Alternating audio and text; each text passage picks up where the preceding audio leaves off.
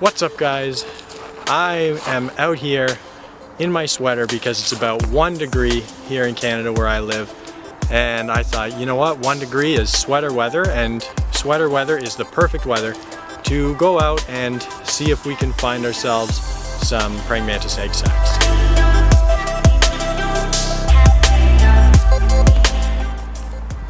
Where I am right now, I have come out a couple years now to catch myself some praying mantises in the summer, and so I know that really there should be tons and tons of praying mantises out here laying their eggs and what have you. Now, their egg sacs are known as Ootheca, and praying mantises aren't the only insect that has an Ootheca. You'll also find them on things like cockroaches. So Ootheca is just a fancy name for an egg sac. These egg sacs, when it comes to the praying mantises I'm looking for here today, they hold anywhere between 30 and about 300 baby mantises. So if you get real lucky, you might get one that hatches out around 300 mantises. If you're less lucky, you still get 30, and you can't complain with 30 mantises. Praying mantises primarily lay their eggs in the fall here, well, late summer to fall. The Ootheca does a couple things. Not only does it hold all the eggs, waiting for the nice weather to come around for them to hatch, but it also protects them from the elements of the winter. So when the wind's just howling, it's gonna, shield them a little bit from that, as well as just the cold in general. It would seem like an Ootheca is probably pretty difficult to find in a barren wasteland like I am currently walking through, but they do have some key places that they like to lay their eggs. So you'll find them on some dried up branches, because they'll have laid them on some tall grass, or some sticks from little small trees, sometimes even big trees, and they just look like a little paper bag, basically. They're so small, well, about the size of a Canadian dollar coin. I don't know what is relative to that in where you live, but they're small, maybe about an inch and a half maybe. Sometimes they can be long and slender, but for the most part they're usually pretty compact for the species that I'm looking for. So it's just walking over to a new spot to start looking, and it looks like I've actually found myself my first Ootheca from this season that just happened. I plan on collecting it, and I'm going to hold it in my garage probably for another month or two, just to keep it nice and cool. And then once the weather starts to warm up a little more, then, like I said, it's about 1 degree, a little more than that, then I'll take it in, put it into a container with a nice thin screen lid so that it can ventilate and everything, and I'll have them so that they can just hatch. So here, let me show you the ooth that I just found. So here it is. I have found one. It is right close to the ground here. You can see, let me break the stick off here. Oh, it got a couple things. Got the stick and a little leaf. So let's pull that up. So you can see it just kind of looks like a little, almost like a bee's nest almost. It's just a little teeny paper thing. Come on, focus for me. That's what it is. It holds 30 to 300 eggs. That's to be determined here. I don't think I'm going to collect too many of these, maybe 2, but we'll see how many we can find. So before you head out yourself, I do recommend you do a bit of research on whatever you're looking for, whether it's overwintering pupa for moths, like the milkweed tussock moth, or even, these Ootheca for the praying mantises. That way, it will help you not only find them faster, but you'll know you're going directly to a location that should have them. You're not kind of just aimlessly wandering around hoping for the best, which I think a lot of people may do if they don't do their research first. So I already, like I said earlier, I come here all the time, so I know that there's mantises here. another great way to know whether you're in a right spot. You can research to make sure you're in the right sort of scenario, like, you know, that they actually overwinter, or they live under logs or under rocks or anything like that, where they lay their eggs, that kind of stuff. But you can also go out during the summer, during the months that the bugs are actually alive, and you can check and collect a couple specimens. If you have a dry collection, you'll have extremely accurate notes for your GPS coordinates and stuff like that. I do plan on making a video in the near future about how to start your own dry collection and how to get the best information, the most accurate information, and also do it all easily and on a budget, so you don't have to have, you know, the most professional gear out there in order to start your own dry collection.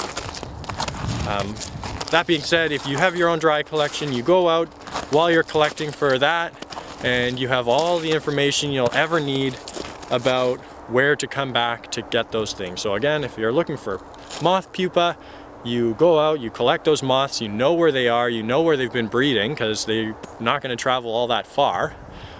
Same with mantises, they're not going to go all that far. So you have a rough idea of where you need to look, and if you have the GPS coordinates, you have a really good idea of where to look, and then your internet research will tell you where within that region you should be looking, whether it's tall grass, you know, stubby trees, under logs, under rocks. That way you're the most prepared and you don't go out and come home empty-handed. I mean, sometimes you're going to come home empty-handed regardless, but this limits the chances that you're going to come home empty-handed. And here it is, number 2. Not so bad. This one is not quite as close to the ground. I mean, it's still pretty close to the ground, but they definitely lifted this guy up a little higher than the last one, which was nearly in the snow. I would hazard a guess that within the last, week or two, it was probably a foot under snow. So I'll actually mark these down and see, you know, how many still hatch out of the one that was buried under snow versus this guy here, who is definitely not buried under the snow, and I can't expect ever was, just based on its height. So again, let me know if you want to see an update on these guys. I'll keep both of these ones since their position was variable. And yeah, let me know if you want to see an update on them, and I'll happily let you know what's hatched and how they're doing. So I'm actually just about to grab that second Ootheca, and I thought, you know what, I should point out that you can't just keep everything. If you come out, it's great to find a bunch, maybe even mark down where you found them all. That may or may not, you know, help someone in the future to see kind of the position relative to the ground and the snow, and, you know, what kind of bush they were on and that sort of thing. Those are all great pieces of information when it comes to documenting the bugs you found. But you can't keep them all. Just keep a couple, maybe 2, 3.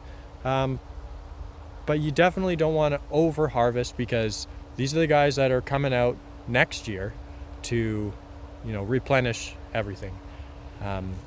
You might be able to get away with an extra one if you plan on hatching them and releasing them again, but realistically, I wouldn't bank on being able to hatch all that many, and if you forget about them for a couple days, they might actually die. So just limit how many you're collecting. That way it's responsible collecting, and you're not going to ever over collect. And that goes for when you're doing dry collections as well. This is probably not a bad time to mention that if you're thinking about getting into bugs, but some of them kind of scare you or freak you out, like wasps and bees, coming out in the winter like this is actually a really good time to come out, because, well, for one, bees and wasps, their wings just don't work at these cold temperatures, and literally everything is hibernating or dead. So if you want to get out and kind of get into it, but at your own slower pace, then now's a great time to do it while the snow's on the ground and everything's just not really wanting to come out and probably die.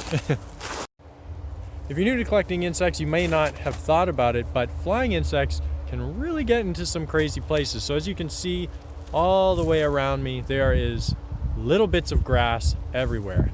Well, back in the summer, these were probably 4 or 5 feet tall, and I'm in the thick of it. So when you're out hunting for different egg sacs or pupae or anything like that, you can't just go to the plants or the rocks or the logs that are right on the pathway. You got to come out into the middle, trench yourself a pathway into no man's land, and look in the hard to reach spots, because that's where they're going to be, because it's far away from all the other activity that you'd find on a pathway. And we've got it. I found number 3.